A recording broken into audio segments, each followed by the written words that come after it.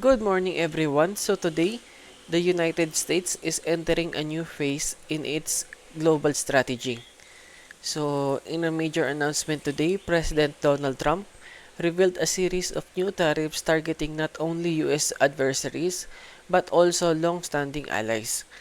The move is set to shake up the global economy and raise serious questions about the future of the international trade. For more information, let's watch this video.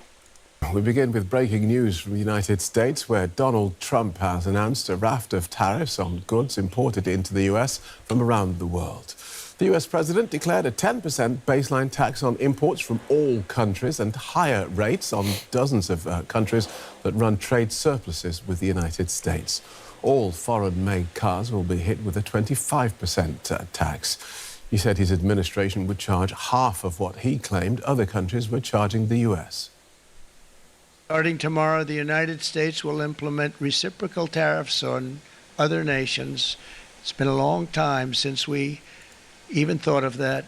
We used to think about it a lot. We didn't think about it for many decades, and you see what's happened. For nations that treat us badly, we will calculate the combined rate of all their tariffs, non-monetary barriers, and other forms of cheating. And because we are being very kind, we're kind people, very kind. We will charge them approximately half of what they are and have been charging us. So the tariffs will be not a full reciprocal. I could have done that, yes, but it would have been tough for a lot of countries. We didn't want to do that. Here's some more of the details from that announcement made in the last hour. The US will impose an across-the-board 25% tariff on all foreign-made cars. 20%. So guys, Trump claims that by implementing these tariffs, the US will see a significant boost in the domestic production, creating more jobs in the manufacturing sector. The administration suggests that these new tariffs could bring in hundreds of billions of dollars in revenue, which could help reduce the national deficit and fund government programs. The White House is calling it a major win for American workers. So, ito guys. So, basically, 25% on foreign-made cars, 20% on Europe, 34% on China, 26% on India, and 24% on Japan. Tapos, it is not included in this video, but I had made a summary of all in a very detailed manner. So, ito siya. So guys, ito.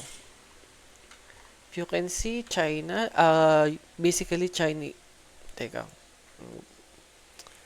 move natin konti, ayan. Basically, China is 67%, but the US will only tariff it at 34%. Same as EU, so 39%, but only 29%. Vietnam, 90%, but implementing tariffs will be 46%. Next is Taiwan. Currently, it is tariffing the United States with 64%, and while the US will implement 32%. So the list is very long. So ayan, you can post the video to see the list. So ito. Let's go down a bit. So from Brazil, ayan. Bangladesh. So guys, meron pala dito Israel. So I'm surprised.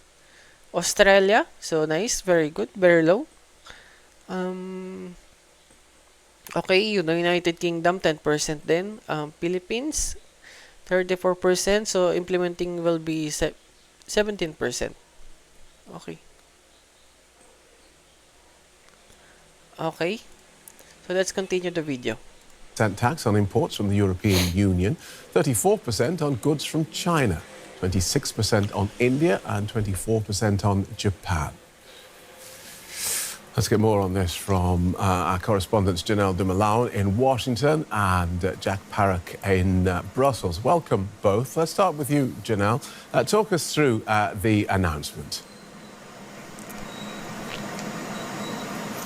Indeed. So coming to you, Phil, at the very end of Liberation Day, and I guess it's fair to say we are liberated somewhat from a fair bit of uncertainty. You mentioned some numbers there. He said that they were approximately half of the tariffs that the U.S.'s other trading partners were charging the U.S. That seems to be true in some cases and not true in other cases. So not quite clear on those calculations. You mentioned some of them already. China 34%, EU 20%, and India 26%. But of course, there's also that baseline tariff of 10%. So basically, that comes on top of all of these numbers that I already mentioned. So for the EU, that would really be more like 30%. Now, noticeably missing from that list, of course, were Canada and Mexico. And remember that Trump had been threatening his neighbors with 25% across-the-board tariffs on Canadian and Mexican imports. That appears to not be happening. The 10% tariff will apply to them, although it seems, and Canada still stands very much to be affected by the 25% import tax, the tariff on imported cars and car parts, which are supposed to be coming towards the beginning of next month. Okay, Jack Parak in Brussels. 20% tariffs on the EU. Have there been any reactions? It only happened in the last hour or so. No, there's not going to be any reactions, actually, immediately. What we've seen from the European Union, we've had a communique from them that says that the European Commission President, Ursula von der Leyen, she will respond at 5 a.m. Brussels time, but she's in Uzbekistan, in Samarkand, so she will respond from there, which is a slightly different time zone. So they're not going to respond immediately. They want it to be done at the highest level. But also one of the tactics that you've seen from the European Union, especially in response to these kind of tariffs and these trading tariffs that we've seen over the last few months, these announcements, is that what they try and do is, instead of this hour-long kind of press conference that we saw from the US President Donald Trump, they make very short, punchy announcements on what they declare that they will do. We will expect some response tariffs. The big question is, what will they do? It's interesting what Trump was saying in his press conference. He was talking there in the Rose Garden about this not being about necessarily tariffs, but additional issues like value-added tax, like VAT. That's a big complaint he has with European Union trade. And so the EU just doesn't see the maths that Trump sees when he's making these announcements. Okay, so they have talked about a strong plan. Brussels has said we have a strong plan. Do we have any indication of what that might look like? Yeah, so it could be response tariffs, but it's highly unlikely they'll go across the board for all US products entering the European Union. And that is simply because it doesn't match up. There is a trade deficit where the EU sells more into the United States than the United States sells into the European Union. So they may try and look into other things, targeting big US tech companies. That could cause some issues. But for the EU, there's also a big question around what he announced related to companies and allowing them to work tax-free. One of the big issues for the European Union at the moment is that tech startups or startups, industrial startups, tend to find that when they try and scale up, in order to get the investment, they can find that easier in the United States. And this announced from Donald Trump what the EU and European countries are really afraid of, that this might actually work. That's what they're worried about. Okay. Janelle, the President is talking about this raising money for the Treasury and also bringing manufacturing jobs back to the United States. What, though, will these tariffs actually mean for consumers? Well, before anything else, Phil, the White House has now clarified that the numbers on the chart that Donald Trump was showing there earlier in his address already contained the 10% additional baseline tariff. So if we're talking about 20% for the EU, we really do mean 20 and not 30. So that is good to have clarified from the outset. Now, your question, what this will mean for consumers? I think economists are pretty much pretty much united across the board with some dissensions that this will raise prices for consumers. It really depends on who will end up eating these costs. So suppliers and businesses, they will have to talk among themselves who will be swallowing this in the end. Will it go to the supplier? Will the supplier and the business divide these costs between themselves? Will it all be passed down to the consumer?